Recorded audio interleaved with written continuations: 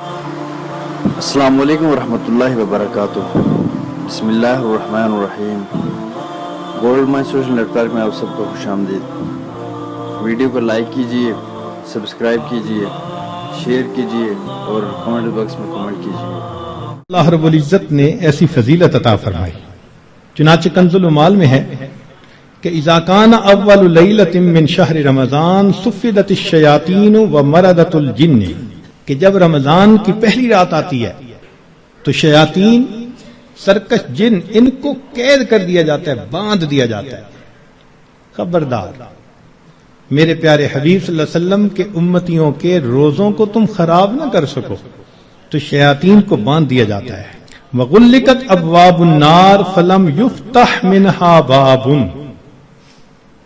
جہنم کے سارے دروازے بند کر دیے جاتے ہیں، پورا رمضان بند رہتے ہیں.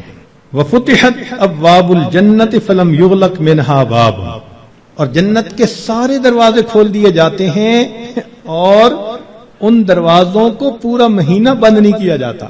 سبحان اللہ. اللہ رب العزت اس مہینے میں جنت کی سیل لگاتے ہیں. وَيُنَادِي مُنَادٍ كُلَّ لَيْلَةٍ، اور ایک ندا دینے والا فرشتہ ہر رات یہ ندا دیتا ہے، یا باغی الخیر اقبل، اے نیکی کے متلاشی آگے بڑھ. ابتغاء سے ہے یہ لفظ، باغی الخیر. وَيَا بَاغِيَ الشَّرِّ اقصر، اے برائی کے تلاش کرنے والے تھم جا، رک جا. وَلِلَّهِ عُتَقَاءً مِّنَ النَّارِ وَذَلِكَ كُلَّ لَيْلَةٍ، ہر رات میں اللہ تعالیٰ جہنم سے جہنمیوں کو بری فرما دیتے ہیں. اب یہاں طالب علم کے ذہن میں ایک سوال پیدا ہوتا ہے کہ رمضان مبارک میں شیاطین تو قید ہو گئے، پھر کیوں برائیاں ہوتی ہیں، غفلتیں ہوتی ہیں؟ تو علماء نے اس کے کئی جواب دیے.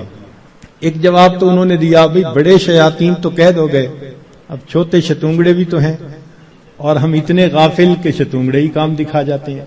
دوسرا علماء نے یہ کہا کہ شیطان کی وجہ سے نفس کے اندر اتنی خباثت آ جاتی ہے کہ شیطان اگر باندھ بھی دیا جاتا ہے تو نفس اس کا کارندہ بنا رہتا ہے، وہ انسان کو گناہوں پر اکسائے رکھتا ہے. یا برے دوست ہوتے ہیں، یار بد، ان کی وجہ سے انسان رمضان میں بھی نیکی پر نہیں آتا. مگر اس کی خوبصورت مثال یہی ہے کہ جیسے لوہے کو بھٹی میں گرم کریں نا تو سرخ ہو جاتا ہے، پھر اس کے بعد اس کو بھٹی سے نکال لیں تو وہ 1 منٹ میں ٹھنڈا نہیں ہوتا، وہ گھنٹہ 2 گھنٹے گرم رہتا ہے. تو شیطان نے انسان کو گناہوں کی بھٹی میں اتنا گرما دیا ہوتا ہے کہ ان لوگوں کے لیے رمضان کا مہینہ آ بھی جاتا ہے تو وہ گرمی اسی طرح موجود رہتی.